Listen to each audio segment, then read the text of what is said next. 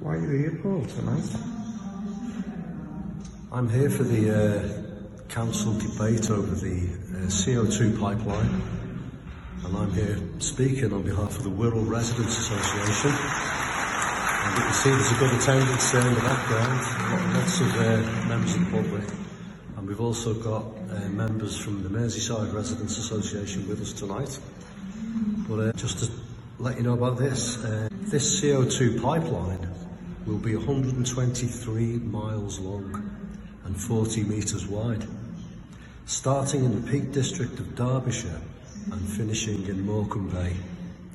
It will run through the entire length of Wirral, that's around 15 miles.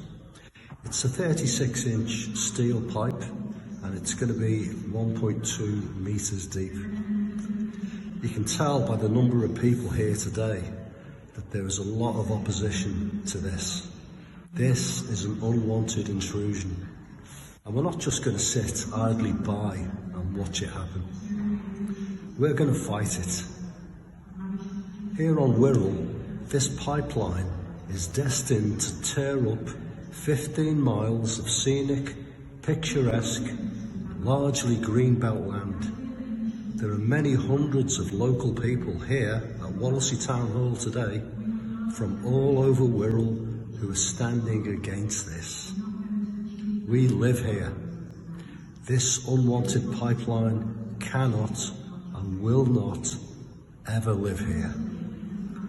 What makes it worse is that £28 million in public money has already been squandered on this so far. And something else that is not being mentioned is the fact that the Morecambe Bay depleted gas field has got a 300-year lifespan. That's 3 centuries. It's going to take 3 centuries before that depleted gas field is filled with CO2. And Peak Cluster, what they're going to do, they're going to, if they go ahead with this, if the government, if Ed Miliband gives his permission, we'll end up with this network in place, and what will happen is that other networks will join onto that, and we'll get pipelines coming from Europe and beyond. So we're going to end up being the waste pipe, possibly for the whole world. Okay, this is not just a steel pipe. There will also be several AGIs, or above ground installations, along the route. These are industrial complexes, they're huge. And these are used to pressurise the CO2 so that it can flow through the pipe as a liquid. These AGIs will be operating 24/7 and will be extremely noisy, a fact admitted to by John Egan, the Peak Cluster CEO. There will be no escaping the noise of the AGI situated in the north of Wirral, near the coast, because it's close to built-up areas and will be heard for miles around, even through the night. The Wirral Coastal AGI will be the largest one of the lot, at 300 by 100 metres, and this is equivalent to roughly 7 or 8 football pitches. It's massive. This will have a chimney or vent stack that will be 50 metres high. That's twice the height of the nearby Leasowe Lighthouse, and should it go ahead, it will become the second highest structure on Wirral. Not only is this pipeline opposed on environmental grounds, it's also highly dangerous. Being laid at 1.2 metres below the ground, with its route known to everybody, it becomes vulnerable to terrorism and to vandalism. I'll now tell you about a catastrophic incident at a place called Setautia, Mississippi, in the USA. A CO2 pipeline rupture occurred here in 2020. The rupture involved a 24-inch pipeline, this is smaller than the Wirral one, operated by Denbury Inc., which was transporting CO2. Prolonged heavy rainfall over several weeks saturated the soil, and this was followed by a landslip, and when this happened, the pipeline snapped like a twig. This released over 31,000 barrels of CO2. Now, CO2 is heavier than air, so it hugs the ground and displaces all oxygen. As we all know, human beings and animals need oxygen to breathe. Shut-off valves were not activated, and the level of the CO2 blanket gradually built up.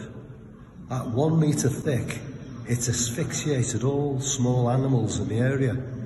The invisible cloud keeps on rising, and once it gets to 2 metres thick, then human beings will struggle to breathe and will possibly be asphyxiated. Approximately 50 people were hospitalised in Nastasia with symptoms of CO2 poisoning and oxygen deprivation. This could very easily have been 50 fatalities. Around 200 to 300 residents were evacuated from the area, but that wasn't easy because emergency vehicles approaching the area have petrol and diesel engines, and these stalled when they hit the cloud of CO2 due to the lack of oxygen and could not reach the affected area. Lots of people were later found slumped in their cars. They were trying to get to the local hospital, but their cars wouldn't start. Denbury Inc. were fined $2.8 million after it became clear they'd failed to address the risk of landslips, failed to mitigate the risks of a potential rupture, failed to notify emergency responders, and failed to carry out inspections of the pipeline. All the so-called fail-safes failed, and they were asleep on the job. The Satasha incident has become a cautionary tale for communities like Wirral, who are facing proposed CO2 pipeline projects, and all these serious failures could be repeated here, or in any of the areas where this peak cluster pipeline runs. I'll now talk about environmentally safe alternative methods of creating lime and cement. A few weeks ago, I spoke with John Egan, the CEO of Peak Cluster. This was at the first public consultation in Hoylake Community Centre, and there's a video of me doing this that's out there on YouTube. I told him I'd done some research and discovered around 5 environmentally safe methods of creating cement and lime, which either did not create CO2 or created much reduced amounts. I asked him whether he'd considered these. He responded that they wouldn't work to scale if we needed to create bridges or large structures, and they wouldn't be ready, so couldn't be brought on stream for another 20 years. That's what he told me. He said we need to act now. I accepted his assurances, but later that evening I researched again and discovered that several countries across the world are using these alternative methods now. So they're way ahead of us.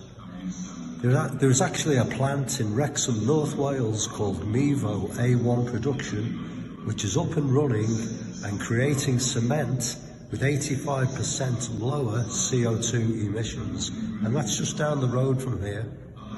In other words, there is absolutely no need to build this pipeline. It seems John Egan was either incompetent or was not telling the truth. It also seems to me that the only reason to do this is a financial one, i.e. they want to make a lot of money out of it and sod the public. I'd like to just finish on a couple of important words. Wirral is not Britain, Europe and the world's CO2 dustbin. Stop Peak Cluster. We live here, not your pipeline. Thank you.